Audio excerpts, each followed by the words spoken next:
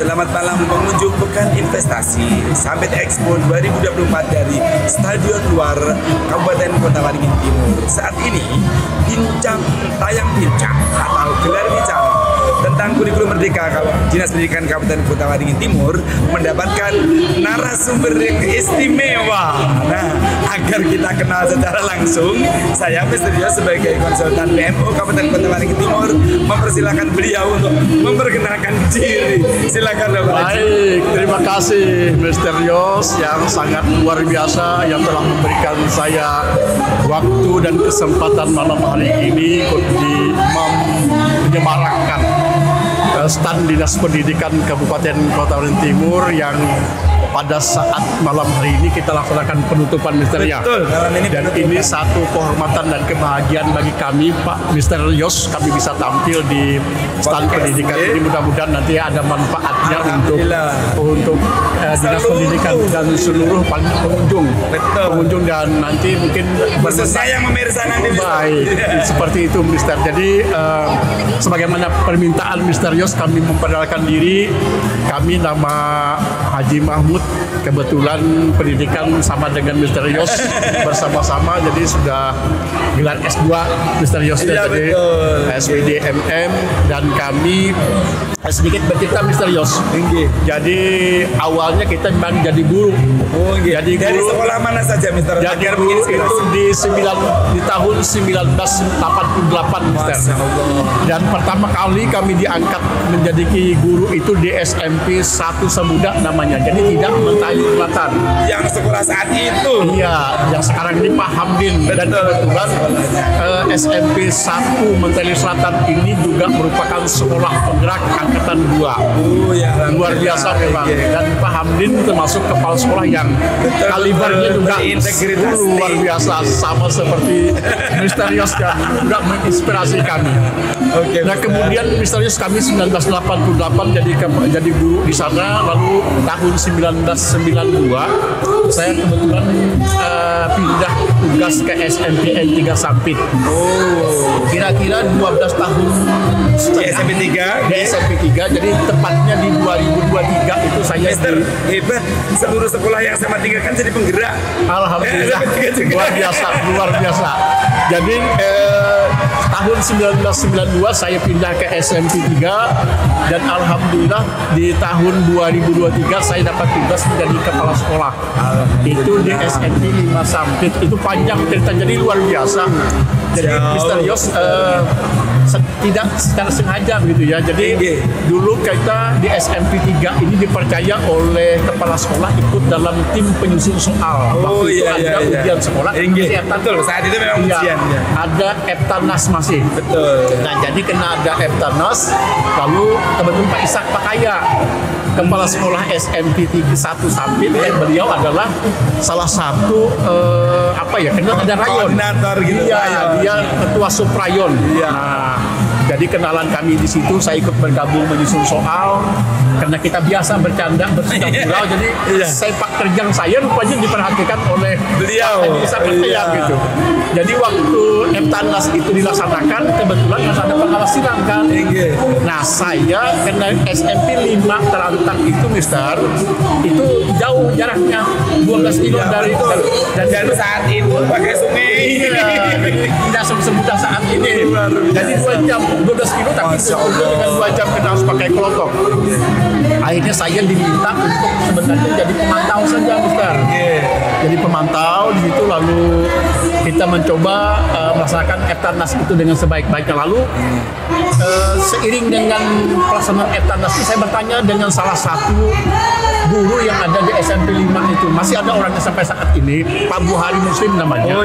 Beliau tokoh di desa Terantang itu. Lalu saya tanya, dia ada 33 anak, saya ingat betul waktu itu ada 33 anak yang ikut Eptanas. Saya bilang dengan Pak Buhari Muslim, ini anak-anak setelah tamat ini kemana? Kata Pak Buhari Muslim, 5 orang saja Pak, paling nanti ya 10-15% saja yang melanjutkan ke sekolah ke Sampit. Karena jauh. Karena itu tadi belum ada alternatif jalan tembus yang darat itu. lalu saya sampaikan dengan Pak Buhari Muslim sebagai tokoh masyarakat di situ. Nggak berpikirkah kita membangun sekolah di sini? Betul. Nah kebetulan kapasitas saya waktu itu jadi guru SMP 3 sekaligus ketua TV PGRI Bamang. Nah waktu itu masih ada Pak Untung, Pak Haji Usuf, kemudian Pak Almarhum Muhammad Saleh itu ketua yayasannya. Lalu oleh Pak Buat, ini cerita panjang nih Pak Mister. Agar menginspirasi. Jadi ini panjang ceritanya. Jadi saya sampaikan lah. Nah, lalu kata Pak Buhari, bisa nggak Pak kita buat sekolah? Saya bilang tidak bisa. Ini kebetulan kapasitas saya sebagai ketua PGRI Bamang. Akhirnya kita coba komunikasi dengan itu, 1 minggu prosesnya sudah jadi SMA yang saat ini jadi SMA PGRI 2 Sampit yang ada di Sampit. Alhamdulillah, berarti sejak sejarah SMA PGRI saya baru tahu, Mister. Iya.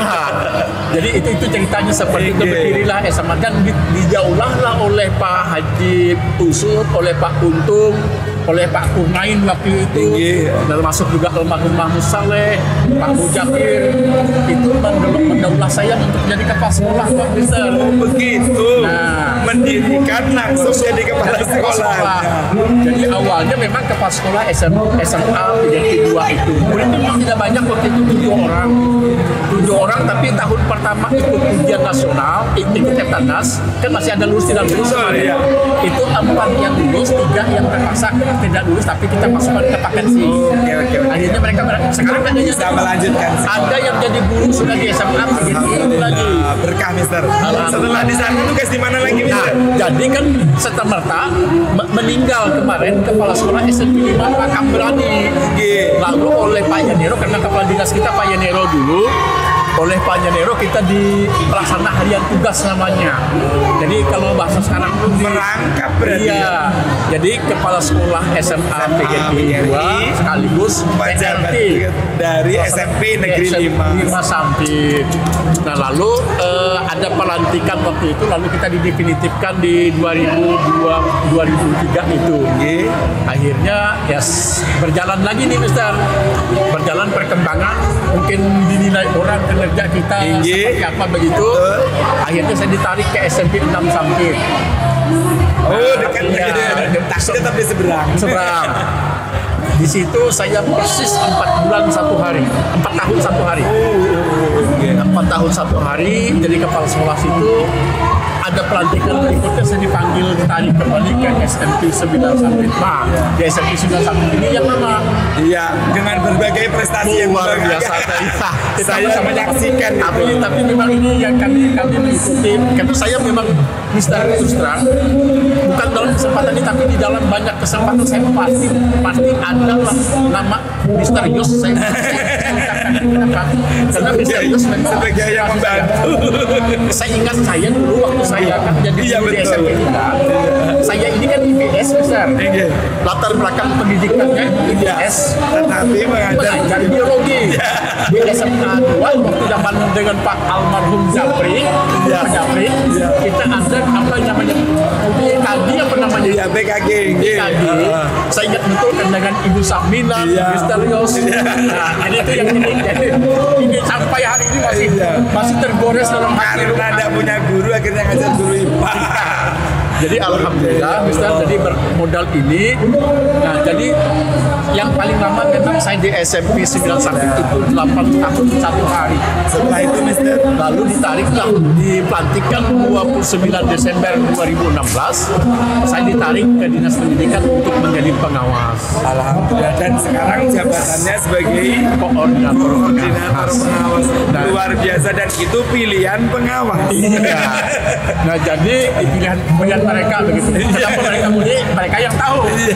Apa alas latar belakang mereka milih. Berarti Mister ini sangat amanah. Ya, alhamdulillah. Jadi setelah perjalanan Mister, jadi dilantik saya di 29 Desember 2016. Saya melaksanakan tugas persis di 2 Januari 2017. Nah, itu terus berjalan. Lalu kita kan tidak mau yang melaksanakan tugas ini yang biasa saja. Jadi kita tidak mau yang kaleng-kaleng tuh, Iya, Mister. betul, Kita tidak mau jadi pengawas yang kaleng-kaleng. Iya. Jadi akhirnya tanpa promosi tetapi berkinerja tinggi. betul. Nah, bersamaan dengan saya masuk di 2017 itu Januari di pengawas di Korps Kepengawasan Dinas Pendidikan, terbit satu buku tentang panduan kerja pengawas sekolah. Itu tebalnya 169 halaman. Biasa. Isinya Mister? Belum lampiran, nanti saya ceritakan. Belum lampiran-lampiran. Itu adalah berisi tentang apa yang harus dilakukan oleh pengawas sekolah, baik itu SMP maupun madrasah. Ini materi yang sangat penting. Saya harap pemirsa sekalian yang sedang nonton tayangan ini perhatikan. Inilah isi substansi tugas pengawas. Iya. Silakan Mister. Itu jadi di buku itu saya terpaksa bolak-balik baca nih, Mister. Karena kita tadi seperti yang saya sampaikan tadi, kita tidak mau jadi pengawas yang biasa saja. Inginnya yang luar biasa. Sesuai dengan panduan. Yang luar biasa, tapi yang tidak bukan biasa di luar. Iya. Tapi yang kita ingin yang luar biasa, Betul. bukan biasa di luar begitu. Akhirnya saya coba buku itu 3 kali hatam bolak-balik, Mister. Karena kita harus memahami betul, harus memahami apa tugas pengawas itu. Nah, di buku itu di halaman pertama itu sudah ada isyarat. Ada di isyarat, syaratnya adalah berdasarkan peraturan pendidikan nasional Permendikbud peraturan pendidikan nasional nomor 12 tahun 2007.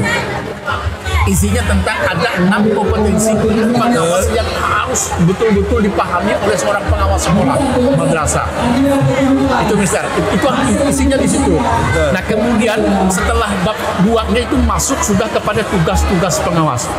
Tugas pengawas adalah dia sebagai seorang yang berkaitan dengan manajemen nih, supervisi akademik, supervisi manajerial, kemudian pendidikan dan pelatihan, kemudian pemantauan, serta yang terakhir itu ada sosial di situ. Kompetensi yang dimiliki oleh seorang pengawas. Nah, kaitan dengan ini lalu di bab 2 itu adalah tugas-tugas yang menerjemah 6 kompetensi pengawas ini tadi. Nah, lalu di situ kita coba pelajari begitu. Akhirnya kita memang seorang pengawas harus membuat yang namanya program kepengawasan, dan itu berlangsung setahun, Mister. Nah, alhamdulillah saya masuknya kebetulan di Januari 2017 dan start jadi langsung membuat program Setahun. program tahunan namanya. Lalu ada setelah program tahun sama seperti guru. Lalu ada program semester. Nah, setahun karena kita 2 semester jadi bagi 2. Ini yang kami buat setiap tahunnya. Nah, ini tetap pada pengendali karena itu memantau. Ada kompetensi ke pengawas sekolah madrasah yang itu adalah bahasanya memantau. Apa yang dipantau? Yang dipantau adalah tentang penerapan standar pendidikan nasional yang dari standar isi, SKL, proses keuangannya sampai kepada penggunaan terakhir. Nah, akhirnya ini terus kita laksanakan, dan kita memang sebagai seorang pengawas tidak cukup memenuhi yang 6 kompetensi. Nah, terus ada kompetensi yang lain, yang harus kita miliki. Karena kita turun ke sekolah, membina sekolah, kalau modalnya tidak cukup, ini kan nggak pas, Mister. Jadi harus memang kita punya kompetensi yang lain. Pertama, pada saat kita masuk itu kita pelaksanaan kurikulum 13. Nah, yang mana kurikulum 13 ini waktu itu ini masih simpang siur pelaksanaannya. Masih ada waktu. Ini ada pengunjung. Oh ya. Oke, lanjut Mister. Pengalaman melaksanakan pendampingan sekolah-sekolah melalui kurikulum 13 bagaimana Mister? Nah, jadi karena memang kita alhamdulillah waktu itu ikut pelatihan-pelatihan dan ada kegiatan semacam seleksi untuk menjadi fasilitator kurikulum 13. Dan saya ikut dengan Pak Jayadi. dan dinyatakan berhasil dan kita dilatih di P4TK Bandung waktu itu, Mister. Nah keluar dari situ mungkin bersama-sama dengan Mister. Yang pengibasan kemana? Kemana bro? Ke daerah mana? Yang kalau kami di SMP 11 di pusat kan? Iya, saya tugasnya ke kampung-kampung provinsi lain. Iya, di provinsi yang di kabupaten kita, yang bersama Pak William. Iya. Bersama kawan-kawan yang lain kan. Betul, iya. Nah jadi kami melaksanakannya kebetulan di SMP 11 Sapin waktu itu kepada Pak Eka Bima. Nah jadi karena kita laksanakan kurikulum 13 ini berjalan aja. Nah cuman memang belum selesai kita melaksanakan kurikulum 13 lalu kita kena COVID. Iya, berubahlah kok kurikulum COVID. Lalu jadi situ kan. Nah ini rame kita di situ. Nah kita mengawasi dari rumah ya Mister ya. Iya. Nah jadi ini kita lihat bencana ini memang artinya Mister waktu yang COVID ini memang banyak juga hal-hal yang kayak perlu kita apa ya, kita akomodir ya untuk kita untuk introspeksi kondisinya kita. Tidak memungkinkan untuk dilaksanakan. Ada yang orang tidak bangga anaknya naik atau anaknya lulus karena begitu. tidak ada catatan prestasi yang dicapai melalui perjuangan. Yang tidak seperti kita biasa-biasa. Iya. Nah alhamdulillah COVID berlalu, timbul kurikulum Merdeka yang diluncurkan. Kalau saya ingat betul Mister, jadi Permendikbud nomor 56 ini adalah mengisyaratkan kita melaksanakan kurikulum Merdeka yang 3 opsi pilihannya. Betul, iya. Saya ingat betul kena Mister waktu itu adalah di Kepala Satuan Pendidikan. Bahasanya kan Kepala Satuan Pendidikan kena kasih kasih kurikulum dinas pendidikan. Dan saya selalu koordinasi dengan luar biasa. Itu luar biasa sekali, kita artinya kita bersinerginya. Kami sangat mengapresiasi Mister, mudah-mudahan ke depan artinya apapun yang kita lakukan untuk kebaikan kita di pendidikan di kabupaten harus sinergi, ada sinergitas di situ. Betul. Jadi bersinergi antara pejabat struktural dengan kita yang fungsional, bukan termasuk di satuan pendidikan. Saya ingat betul apa yang disampaikan oleh Mister di mana-mana kegiatan gitu ya. Artinya kita sekarang tidak lagi zamannya bersaing, betul. Tetapi kita sama-sama berjalan gitu. Iya. Ya. Jadi tidak lagi sifatnya bersaing, tapi kita cuma berkolaborasi. Nah, saya juga menyampaikan ini Mister karena yang kita sampaikan ini bukan suara hati kita, tapi memang peraturan keadaan dan betul. Kita harus seperti artinya itu. Memang pemerintah melalui Kementerian Pendidikan dan Kebudayaan kita Nadiem Makarim sering berkuar-kuar beliau bahwa ayo kolaborasi, tingkatkan kolaborasi kan gitu. Guru dengan guru, guru dengan murid, guru dengan peserta didik, guru dengan kepala sekolah dan pengawas dan seterusnya begitu. Nah kaitan dengan yang tadi Mister yang pelaksanaan kepengawasan kami yang berdasarkan peraturan Rektor Jenderal Ketika yang 4831 ini berubah paradigma Mister. Ini kita belum menyentuh ke yang kurikulum merdekanya, kurikulum yang nanti diluncing menjadi kurikulum nasional. Betul. Jadi di 4831 di sini kita tidak lagi sebagai pengendali tapi lebih pada kita membersamai satuan pendidikan sebagai sebuah wadah yang harus kita bersamai begitu. Masih ada waktu Mister? Masih ada Mister. Baik. Saya sambil komunikasi karena saatnya kuis ditutup Mister. Santai saja kita santai. Kalau misalnya ada hal yang perlu disampaikan boleh. Sekarang tugas pengawas saat kurikulum Merdeka seperti apa Mister? Baik. Nah jadi harapan kami Mister, karena kami kan kebetulan di kurikulum Merdeka ini yang urgennya harus ada di satuan pendidikan adalah yang pertama adanya pemahaman kepala sekolah guru tentang garis-garis besar kurikulum Merdeka. Itu misal. Nah jadi kalau itu berarti kepala sekolah, guru dan tenaga pendidikan harus paham ini. Ada regulasi yang dipahami mereka. Ada banyak regulasi yang memang harus dikuasai, paling tidak dibaca-baca oleh kepala sekolah dan guru kita misal. Ini kaitan dengan kami pengawas ya. Iya, harapannya seperti itu, yaitu Permendikbud 56. Ini Permendikbud 56 ini adalah tentang yang mendasari pelaksanaan kurikulum Merdeka itu. Lalu nanti ada Permendikbud nomor 33 besar ini yang harus dipahami oleh guru. Apa isi Permendikbud 33? Permendikbud 33 ini isinya adalah tentang TV, capaian pembelajaran. Guru akan mampu membuat tujuan pembelajaran dan nanti menurunkannya menjadi alur tujuan pembelajaran sampai pada akhirnya membuat RPP atau modul ajar maka harus memahami Permendikbud 33 ini tentang TV ini.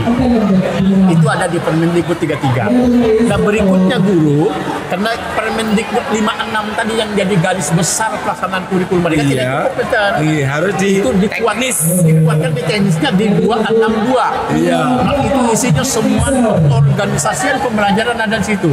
Intra, ekstra dan co-curricular ada di situ, ada di Permendikbud 262 itu.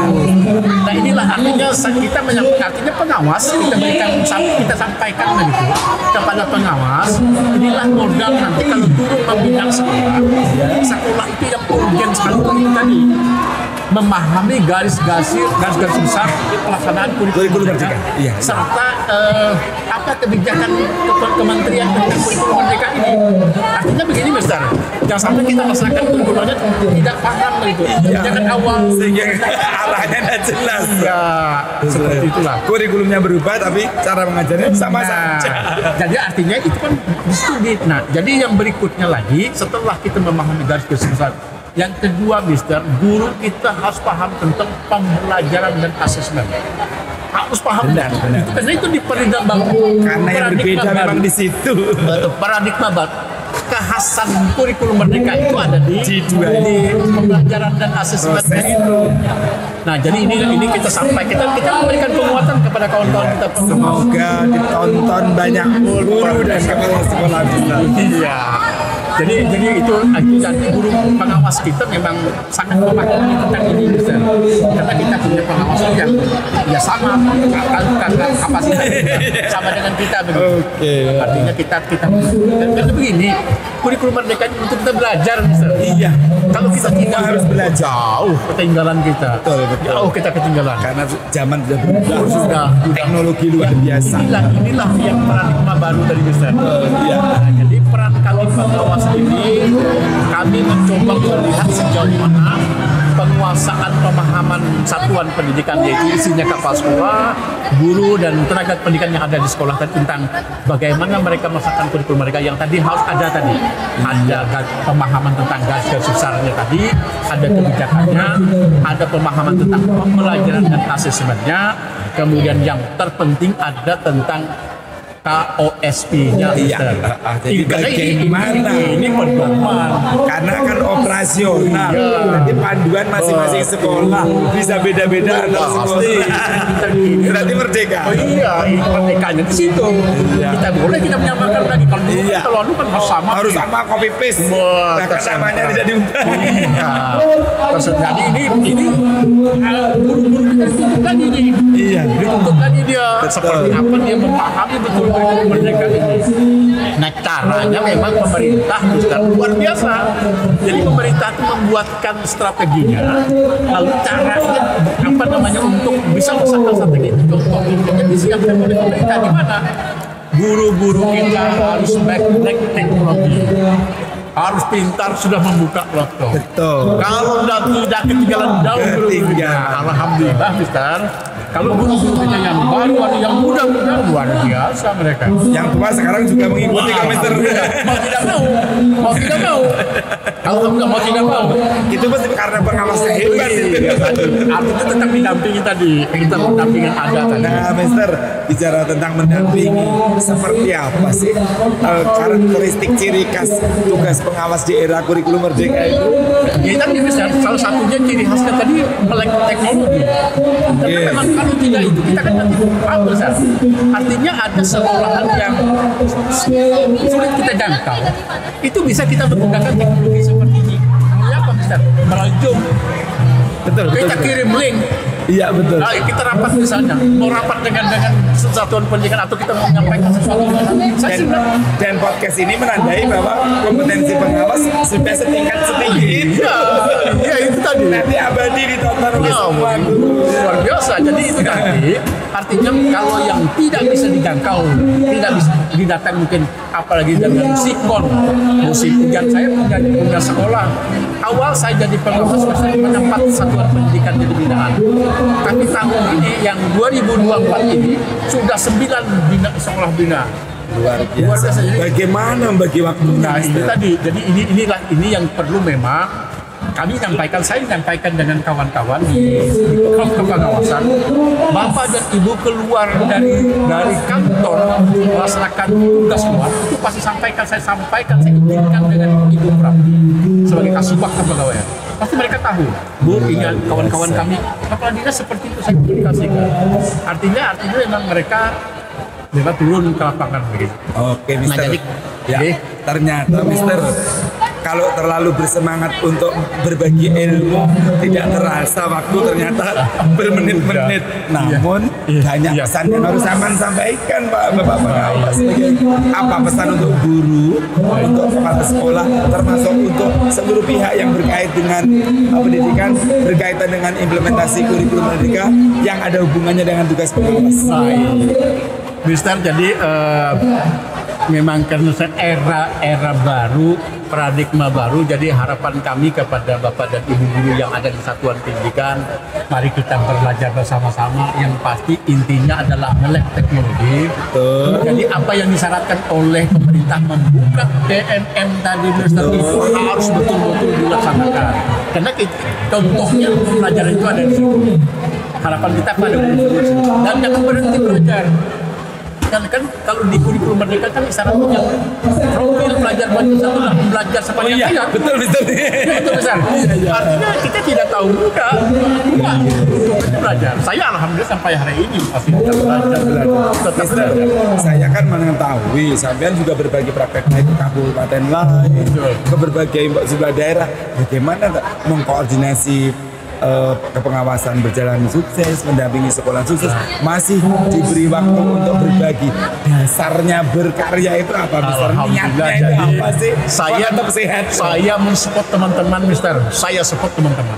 Yang muda-muda kita ada 3 pengawas yang luar biasa, produk guru penggerak.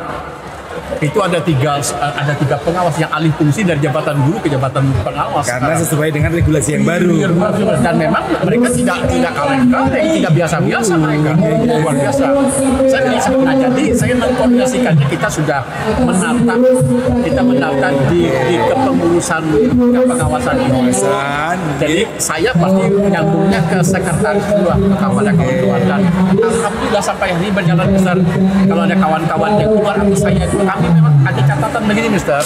Setiap pengawas yang keluar untuk tugas luar, dinas luar, itu dia membuat surat tugas dan nanti memposting foto di tugasnya itu di mana gitu. Berarti sekaligus melaksanakan tugas, sekaligus berbagi informasi praktek baik yang dilakukan. Jadi itu seperti itu dia.